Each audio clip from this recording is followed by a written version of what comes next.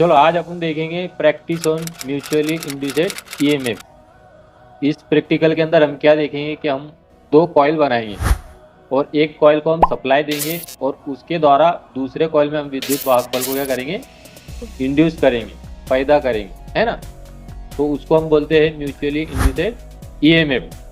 मतलब एक कॉइल के सानिध्य में हम दूसरी कॉइल रखेंगे और उसको बिना किसी सप्लाई दिए हुए उसके अंदर वोल्टेज को पैदा करेंगे। लास्ट में हम देखेंगे कि ये चीज कहाँ पर इस्तेमाल होती है। चलो अब देखेंगे कि इस प्रैक्टिकल को लगने वाली उपकरण और सामग्री क्या क्या है। तो इसके लिए सबसे पहले हमको सामग्री लगेगी सुपर इनेमल कॉपर का तार, है ना। इसके जरिए हम बनाएंगे कॉइल।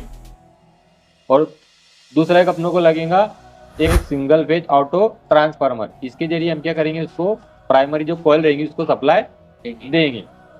और दूसरा कनेक्टिंग वायर, मल्टीमीटर, एक पीवीसी पाइप जिसके ऊपर हम वाइंडिंग करेंगे, है ना, कॉइल लपेटेंगे। दूसरा एक टेप और तीसरा एक हमको कोर चाहिए, है ना। ये हम लास्ट में देखेंगे कोर कैसे इस्तेमाल होती है। चलो अभी हम इस पाइप के ऊपर कॉइल को लपेटेंगे। तो हम क्या करेंगे कि दो कॉइल लपेटेंगे, पहले एक प्राइमरी और उसके बाद दूसरी सेकेंडरी। और सेकेंडरी वाइंडिंग पहली वाइंडिंग से बिल्कुल किसी भी तरीके से फिजिकली कनेक्ट नहीं रहेंगी। तो सबसे पहले हम पहली कॉइल जो है अपनी प्राइमरी कॉइल उसको लपेटेंगे, जिसके अंदर हम तकरीबन 600 टन लगाएंगे। कितने? 600 टन। ठीक है। तो अभी यहाँ से अभी हम उसका ये एक सिरा हमने निकाल दिया है और यहाँ से अभी इसको लपेटना शुरू करेंगे। 1 2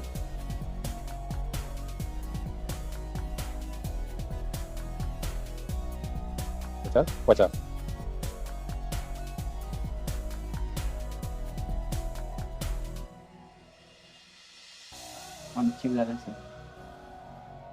चलो ये अपना प्राइमरी कॉइल का एक सिरा हो गया। ठीक है। और ये 50 टन अभी कंप्लीट हो गए। इसी तरीके से हम टोटल 600 टन लगाएंगे।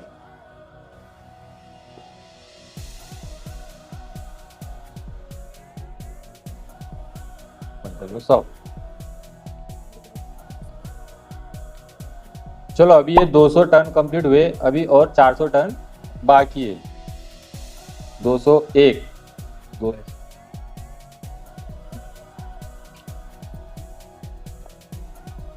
ठीक है। यहाँ पर अभी हमारे 600 टन कंप्लीट हो चुके हैं। तो यहाँ पे अभी हम ये दूसरा जो सिरा है हमारा, चलो यहाँ पर देखो ये हमारी प्राइमरी कॉइल तैयार हो चुकी है ना। अभी हम इसकी कंटिन्यूटी भी टेस्ट कर लेंगे, कहीं बीच में से ब्रेक तो नहीं। ठीक है। इसके ऊपर ना वार्निश होती है ना, जो अचालक का काम करती है, जिसके जरिए करंट नहीं लगता। तो पहले वार्निश को निकालना पड़ता करते हैं। अभी हम मल्टीमीटर से चेक करेंगे कि इसके बीच में कंटिन्यूटी है या नहीं।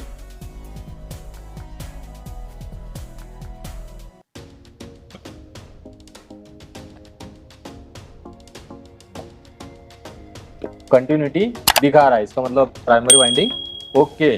प्राइमरी वाइंडिंग के ऊपर क्या करेंगे, कागज इस तरीके से रख देंगे ताकि दोनों वाइंडिंग आपस में कहीं भी टच ना हो, है ना। अपने प्राइमरी वाइंडिंग के दो टर्मिनल है, इसलिए यहाँ पर अपने पी की मार्किंग कर लिए। ठीक है। अभी ये इधर के साइड हम क्या करेंगे, सेकेंडरी वाइंडिंग के टर्न इधर के साइड हम रखेंगे, है ना। इधर मैं एस लिख देता हूँ, एस से एस का मतलब सेकेंडरी वाइंडिंग। ला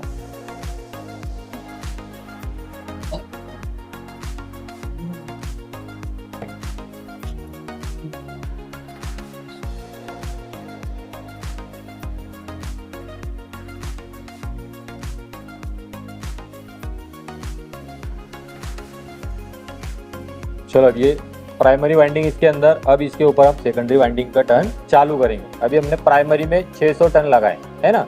अभी सेकेंडरी में हम लगाएंगे 300 टन। कितने लगाएंगे? 300। तो यहाँ से शुरू करेंगे इसको। 1 2 3 4 100। कितने टन हुए? 100। अभी 200 बाकी। 200 टन। कितने हुए? 200 टन। अभी 100 बाकी।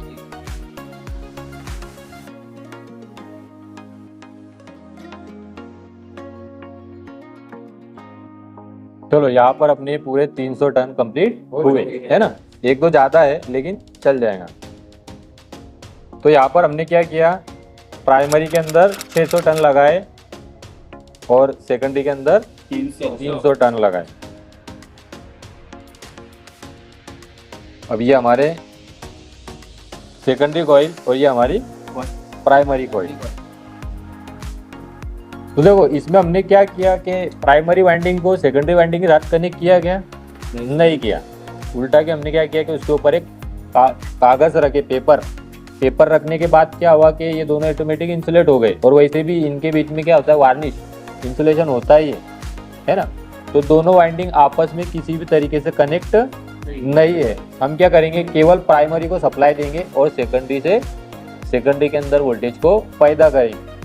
अब ऐसा क्यों होता है, क्योंकि जब हम किसी भी कॉइल को सप्लाई देते हैं तो वो कॉइल के आसपास क्या पैदा होता है, एक चुंबकीय क्षेत्र पैदा होता है। क्या पैदा होता है, चुंबकीय क्षेत्र, है ना। और फैराडे का इंडक्शन नियम क्या है कि अगर किसी भी बदलते हुए चुंबकीय क्षेत्र में अगर कोई चालक रखा जाए तो उसके अंदर भी वोल्टेज पैदा हो जाते हैं, बरोबर। तो इसके अंदर हम क्या करेंगे, इसको एसी सप्लाई देंगे। कौन सा सप्लाई देंगे, एसी सप्लाई। वो एसी सप्लाई क्या होता है, अपनी पोलरिटी बदलते रहता है। तो उसी तरीके से उसका चुंबकत्व भी क्या होते रहेगा, बदलते रहेगा। और उसी चुंबकीय क्षेत्र के द्वारा जो मेरी सेकेंडरी कॉइल है, इस कॉइल के अंदर फिर ईएमएफ पैदा हो। ठीक है, तो अभी हम वो चेक करेंगे। चलो अब इसके हम वोल्टेज को मेजर करेंगे। यहाँ पर हमने क्या किया है कि प्राइमरी को ये ऑटो ट्रांसफार्मर से कनेक्ट किया है और इसके अंदर कितने वोल्टेज हमने सिलेक्ट किए हैं, 30 वोल्टेज। कितने, 30 वोल्ट। मतलब प्राइमरी वाइंडिंग को कितना मिलेगा, 30 वोल्टेज। और जो इसकी सेकेंडरी वाइंडिंग है अपनी, उसको हमने कनेक्ट किया है वोल्ट मीटर से, जो अपने को यहाँ पर वोल्ट मीटर दिखाएंगे, बरोबर। अभी इधर देखो, इधर ये डाटा है, प्राइमरी टर्न कितने हैं, 600 और सेकेंडरी कितने करे अपने, 300। अभी हम दे रहे हैं प्राइमरी में 30 वोल्टेज और मृदु लोह कोर के बिना, मतलब जो सॉफ्ट आयरन का कोर इसके अंदर होता है उसके बिना। अभी इसके अंदर कोई लोखंड की कोर है क्या, नहीं। उसके बिना कितने वोल्टेज आ रहे हैं वो नापेंगे। ठीक है, अभी इसको यहाँ से चालू करते हैं। कितना आया, 1.7 है ना, यहाँ पर लिख लेंगे।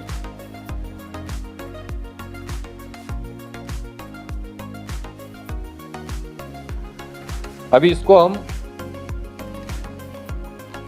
हम क्या करेंगे, लोह की कोर, ये कोर इसके अंदर हम प्रविष्ट करेंगे।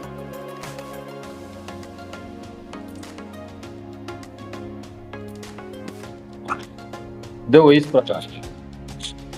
अब ये आयरन की कोर है, क्या है, आयरन की कोर। इससे क्या सहायता होती है कि जो इसका जो मैग्नेट है जो इधर उधर फैल जाता है, वो मैग्नेट को क्या मिल जाती है, एक डायरेक्शन मिल जाती है ना। और मैग्नेट को अपने आसपास पकड़ के भी रखता है। तो अभी हम देखेंगे कि कितने वोल्टेज पैदा होते हैं। कितने हुए,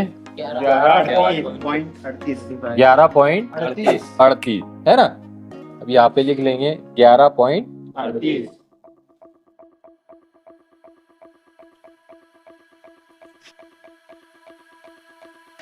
तो बिना कोर के कितना आ रहा था, 1.7 वोल्टेज, बरोबर।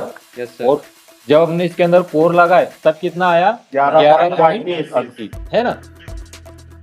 चलो इसमें हमने क्या किया, प्राइमरी को सप्लाई दिया और सेकेंडरी में वोल्टेज को इंड्यूस किया, मतलब निर्माण किया, पैदा किया, है ना। तो ये किसकी मदद से हुआ, दोनों की एक दूसरे की मदद से हुआ, बरोबर। प्राइमरी कॉइल ने क्या किया, जैसे हमने प्राइमरी कॉइल को सप्लाई दिया तो उसने एक मैग्नेटिक फील्ड पैदा किया, बरोबर। और उस मैग्नेटिक फील्ड के संपर्क में कौन आया, सेकेंडरी वाइंडिंग। तो उसके द्वारा सेकेंडरी वाइंडिंग का जो प्राइमरी वाइंडिंग का फ्लक्स है वो उसका छेदन हुआ सेकेंडरी वाइंडिंग के द्वारा और सेकेंडरी वाइंडिंग के अंदर वोल्टेज पैदा हुए। इसको कहते हैं म्यूचुअली इंड्यूस्ड ईएमएफ। ठीक है, आया समझ में। चलो अब इसका लास्ट में बाकी है कि इसको कहाँ पर इस्तेमाल करते हैं, है ना। इसका इस्तेमाल किया जाता है ट्रांसफार्मर में। ट्रांसफार्मर देखे ना तुमने, जो वोल्टेज को कम ज्यादा करके अपनों को देता है, उसके अंदर भी जो है म्यूचुअल इंडक्शन के द्वारा ही वोल्टेज पैदा किए जाते हैं। प्राइमरी और सेकेंडरी के बीच में किसी भी प्रकार से फिजिकली कनेक्शन नहीं होता। उसके बाद अपने जो मोटर जनरेटर है उनके अंदर भी म्यूचुअल इंडक्शन का काम करता है ना। अब उन 3 फेज मोटर को क्या बोलते हैं? 3 फेज इंडक्शन मोटर। क्या बोलते हैं? 3 फेज इंडक्शन मोटर। तो इंडक्शन मोटर क्यों बोलते हैं? क्योंकि हम उसके स्टेटर को सप्लाई देते हैं और उसके द्वारा उसके रोटर में वोल्टेज इंड्यूस होते हैं, है ना, इसी म्यूचुअल इंडक्शन के कारण। इस वजह से उसको हम इंडक्शन मोटर कहते हैं। तो इसके इस्तेमाल ट्रांसफार्मर, मोटर, जनरेटर इनके अंदर किया जाता है।